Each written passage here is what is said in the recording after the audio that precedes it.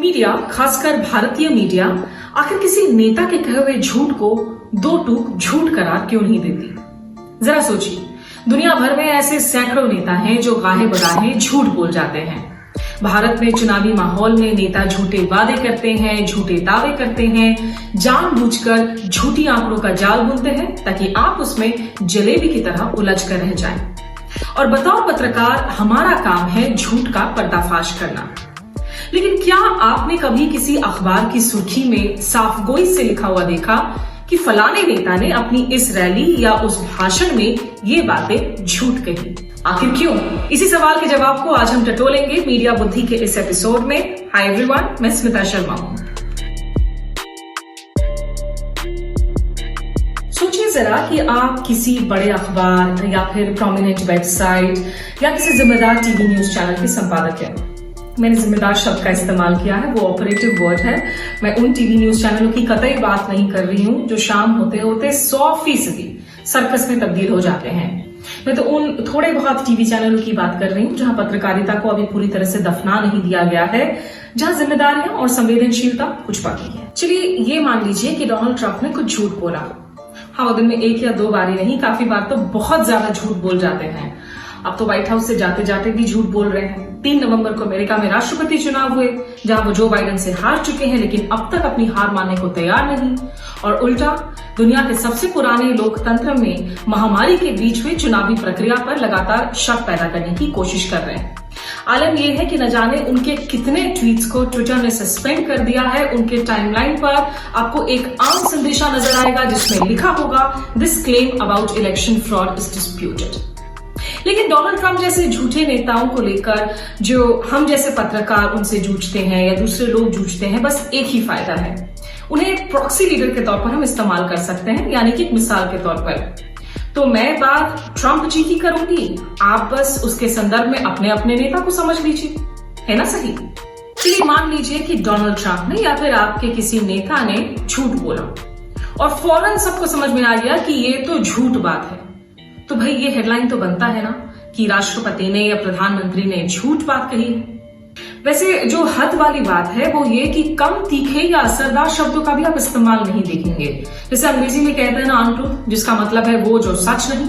हाँ, कभी कभार कॉन्ट्रोवर्शियल या विवादित शब्द का प्रयोग आप देख सकते हैं, लेकिन उसके कोई मायने नहीं है क्योंकि वो ना इधर का है ना उधर का है। खास करके तब जब ये जिन शब्दों का इस्तेमाल जिस नेता ने किया है वो नेता दरअसल रूलिंग पार्टी को बिलोंग करते हैं।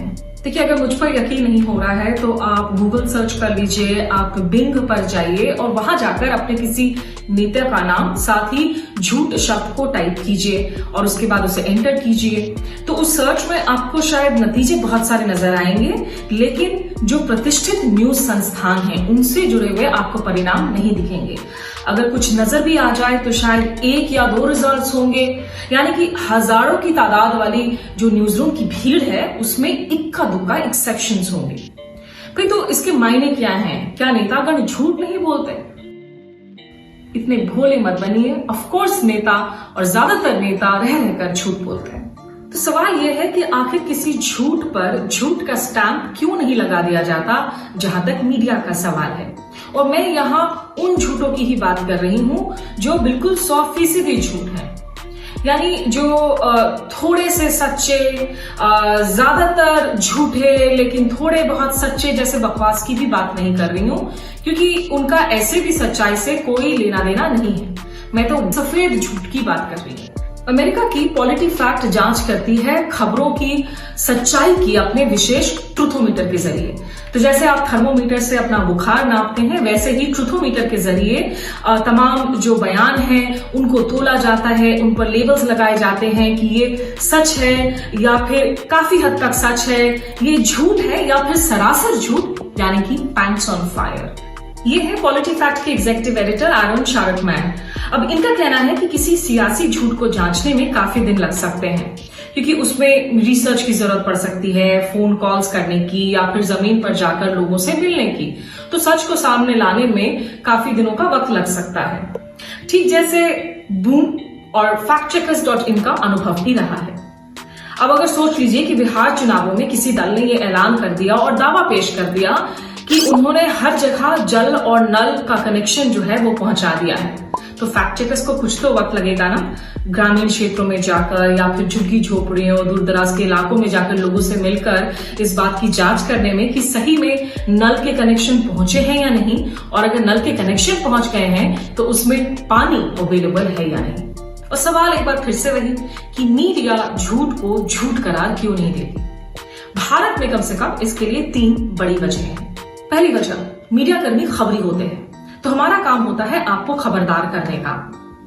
और न्यूज संगठनों की जो भूमिका है वो दरअसल एक वॉचडॉग जैसी होनी चाहिए, लेकिन अफसोस ये कि ये वॉचडॉग की भूमिका घटकर इन दिनों लैपडॉग सी बनती जा रही है। यानी कि हालात कुछ भी हो, चुनौती कुछ भी हो, सवाल जो तीखे सवाल हैं वो ज्यादातर विपक्ष से पूछे जाएंगे और सरकार की जिम्मेदारी शायद ही तय की जाए। और इसके पीछे एक खास वजह है कि न्यूज रूम के आज जो ज्यादातर मालिक हैं, या तो वो खुद राजनीतिज्ञ हैं, या तो फिर किसी राजनीतिक दल से उनका नाता है, या फिर ऐसी कोई कॉर्पोरेट कंपनी जिसका किसी सियासतदान या फिर किसी रूलिंग पार्टी से उनकी नजदीकियां। दूसरी बड़ी वजह है सेंसरशिप की मार। तो या तो न्यूज रूम्स खुद को सेंसर कर देते हैं, या फिर दबाव तले जो है उन्हें खुद को सेंसर करना पड़ता है, और ये दबाव या तो सीधे डाला जाता है या फिर इनडायरेक्टली। आप अगर कोई टीवी चैनल लॉन्च करना चाह रहे हैं या उसे जारी रखना चाह रहे हैं तो आपको लाइसेंस की जरूरत पड़ती है, और इसमें सियासी समीकरण जरूरी हो जाते हैं। अखबारों की माली हालत के लिए, उनकी स्थिरता के लिए उन्हें सरकारी एड्स चाहिए, विज्ञापन चाहिए, लेकिन काफी सारे ऐसे सरकार हैं जो विज्ञापन देने के पहले आपसे जी हजूरी मांगते हैं। तो जो न्यूज रूम्स के रेवेन्यू मॉडल हैं वो भारतीय मीडिया की आजादी के लिए बेहद बड़ी चुनौती है। तीसरी बड़ी वजह, मीडिया जिस पत्रकारिता के मॉडल का इस्तेमाल कर रही है वो या तो आउटडेटेड है या फिर फ्लॉड है, यानी कि उसमें बहुत सारी खामियां हैं। अब पत्रकार कहते हैं कि उनके लिए जो है ऑब्जेक्टिव और न्यूट्रल होना बहुत जरूरी है, तो किसी भी स्टोरी में जो है वो दोनों पक्ष को सुनना चाहते हैं। नहीं, आप सारी आवाजों को सुनिए, उसमें कोई दिक्कत नहीं है, लेकिन आप सारी आवाजों को एक ही तराजू में तोल दें, ये उचित नहीं है, क्योंकि आप सेब और संतरे की तुलना नहीं कर सकते हैं। इसे हम फॉल्स इक्विवेलेंस, फॉल्स बैलेंस या बोथ साइडिज्म कहते हैं, जो मीडिया की बड़ी समस्याएं हैं। इस फॉल्स बैलेंस या झूठे संतुलन के नाम पर किसी मामले को 2 नजरियों की लड़ाई करार देना उचित नहीं है।